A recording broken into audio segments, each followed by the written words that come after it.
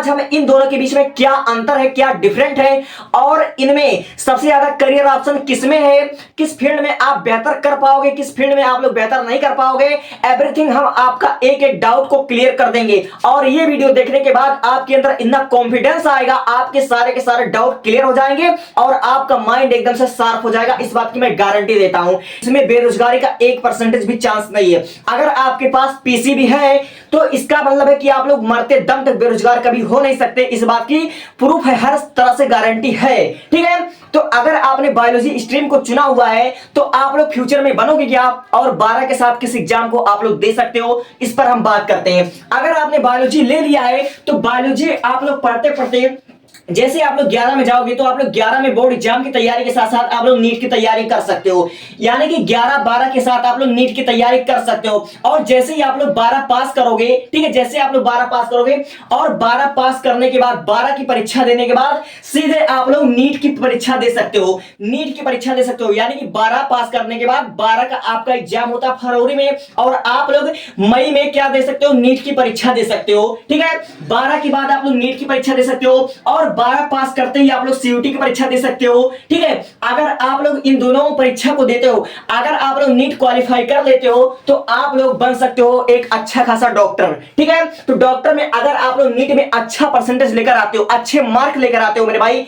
अगर हम नीट के बारे में थोड़ा और डिटेल बात करें तो नीट का जो एग्जाम होता है वह आपका होता है साल में एक ही बार होता है। टोटल 180 प्रश्न होते हैं और 180 मिनट में ही सॉल्व करना होता है। ठीक है, 180 प्रश्न और 180 मिनट में ही सॉल्व करना होता है, यानी कि 3 घंटे में आपको 180 प्रश्न करने होते हैं और ये परीक्षा साल में एक बार होती है और ये 720 मार्क का होता है, यानी कि एक प्रश्न आपका 4 मार्क का होता है। अगर आप लोग इसको कर लेते हो, क्वालिफाई कर लेते हो तो आप लोग यहां पर एमबीबीएस कर सकते हो, बीडीएस कर सकते हो, बीएचएमएस कर सकते हो, बीएएमएस कर सकते हो। ठीक है, यानी कि अगर आप लोग नीट क्वालिफाई करते हो तो आप लोग डॉक्टर फील्ड में जा सकते हो, आप लोग नर्सिंग कर सकते हो। अगर आप लोगों समझ लीजिए कि आपसे नीट क्वालिफाई ना हुआ तो आप लोग क्या कर सकते हो, आप लोग सीयूटी की परीक्षा दे सकते हो।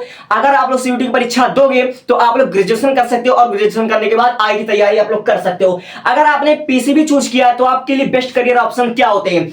अगर आपने पीसीबी चुना है यानी कि जीव विज्ञान चुना है तो आप लोग डॉक्टर बन सकते हो, नर्स बन सकते हो। और हाँ, डॉक्टर एक प्रकार के नहीं, डॉक्टर कई प्रकार के होते हैं। ठीक है, 100 टाइप ऑफ डॉक्टर होते हैं। जैसे अगर हम बात करें एमबीबीएस होता है, ठीक है, बीडीएस होता है और बीडीएस का मतलब जैसे होता है डेंटिस्ट होते हैं, दांत के डॉक्टर। ठीक है, और आपका होता है बीएचएमएस यानी कि होम्योपैथिक डॉक्टर और फिर उसके बाद आपका होता है बीएमएस यानी कि आयुर्वेदिक डॉक्टर। ठीक है, आप लोग बी फार्मा कर सकते हो, आप लोग डी फार्मा कर सकते हो, आप लोग पैरामेडिकल कर सकते हो, आप लोग बीएससी नर्सिंग कर सकते हो। और बीएससी नर्सिंग बहुत अच्छा करियर ऑप्शन है, इस समय ये बहुत चर्चे में है। ठीक है, आप लोग फॉरेंसिक विज्ञान कर सकते हो, फॉरेंसिक विज्ञान डॉक्टर सालवे का नाम सुना है सीआईडी में, वही। ठीक है, वही आपका हो सकता है। ठीक है, आप लोग फॉरेंसिक विज्ञान कर सकते हो, आप लोग बीएससी एग्रीकल्चर कर सकते हो, आप लोग एक्सरे थेरेपी में कर सकते हो, आप लोग बीएससी लैब टेक्निक में कर सकते हो।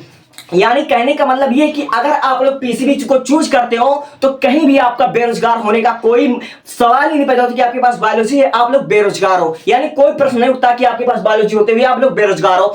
लेकिन ये बात तो हो गई, तो जितने आसानी से मैंने आपको एक्सप्लेन कर दिया, क्या वाकई में इतना आसान है? नहीं मेरे भाई, अगर आपने बायोलॉजी को चूज किया है तो समझ लीजिए आपने अपनी जिंदगी को दांव पर लगा दिया है, यानी ये आपका टाइम बहुत लेता है। अगर हम बात कर ले इन सारे कोर्सेज की ईयर की, कितने साल की है, तो आपका एमबीबीएस जो है आपका 5.5 साल का है। ठीक है, 5.5 साल का आपका एमबीबीएस है। लेकिन अगर आप नीट क्वालिफाई कर लेते हो तो ही एमबीबीएस के बारे में सोचना, एमबीबीएस के बारे में। और बीडीएस आपका 5 साल का होता है, ये आपका 5.5 साल का, 5.5 साल का। बी फार्मा आपका 4 साल का होता है, डी फार्मा आपका 2 साल का होता है, मात्र 2 साल का होता है। और बीएससी नर्सिंग 4 साल का होता है, ये सब 4 साल का होता है। फॉरेंसिक लैब 4 साल का होता है और ये सारे डिग्री 4 साल के होते हैं।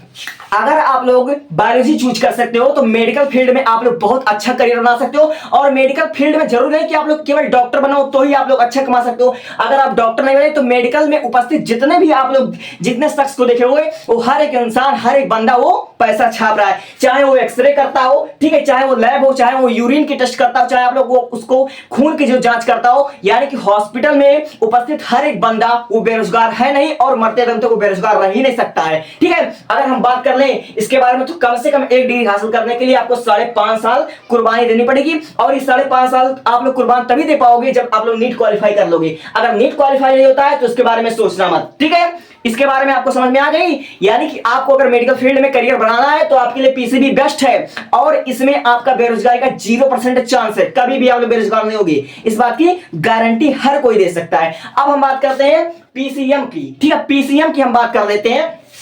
देखो, अगर आपने पीसीएम को चूज किया है, साइंस का ही एक मतलब रास्ता है, तो आपको क्या पढ़ना पड़ेगा, आपको फिजिक्स पढ़ना पड़ेगा, केमिस्ट्री पढ़ना पड़ेगा और मैथमेटिक्स पढ़ना पड़ेगा, ठीक है, और हिंदी इंग्लिश तो आपको पढ़ना ही पड़ेगा, यानी कि टोटल आपको 5 सब्जेक्ट पढ़ना पड़ेगा।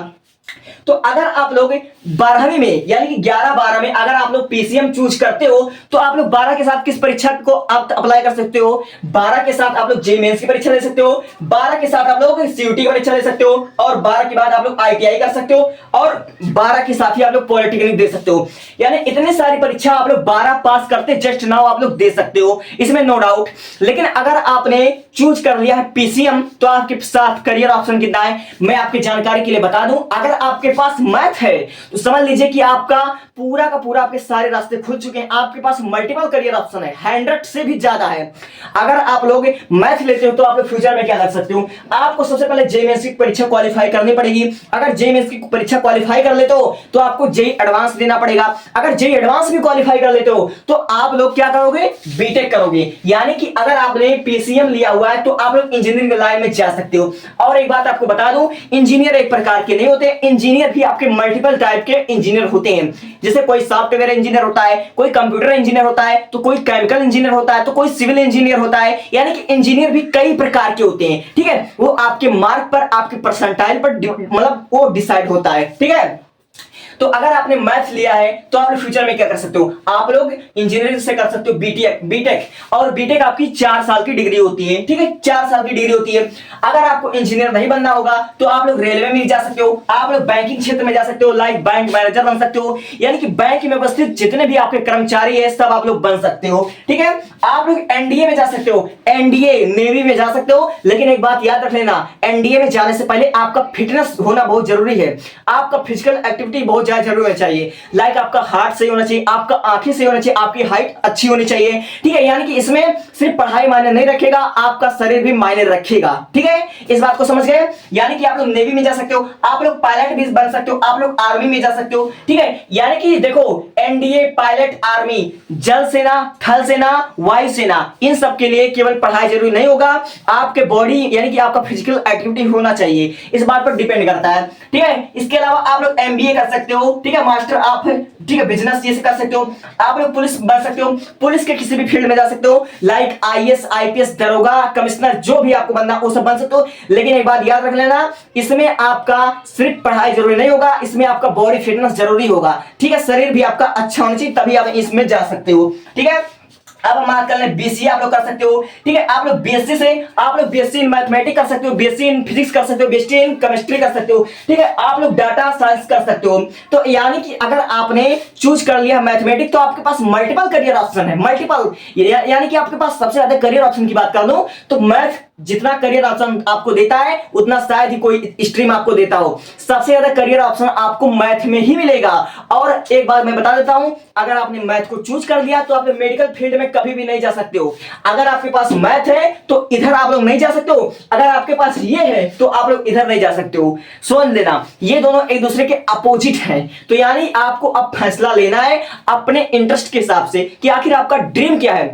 अगर आप लोग पीसीबी चूज करते हो तो आप कभी भी बेरोजगार नहीं हो सकते हो, ठीक है। लेकिन ये समय बहुत मांगती है, ये समय बहुत मांगती है। अगर आपके पास पीसीबी है तो आपको एक सक्सेसफुल इंसान बनने के लिए समझ लीजिए आपको 30 प्लस यानी कि 30 साल लग सकते हैं, 30 साल। और मैं कम बता रहा हूं, ये डिपेंड करेगा आपकी मेहनत पर, आपकी किस्मत पर, आपकी डिसिप्लिन पर, आपकी डेडिकेशन पर, ठीक है।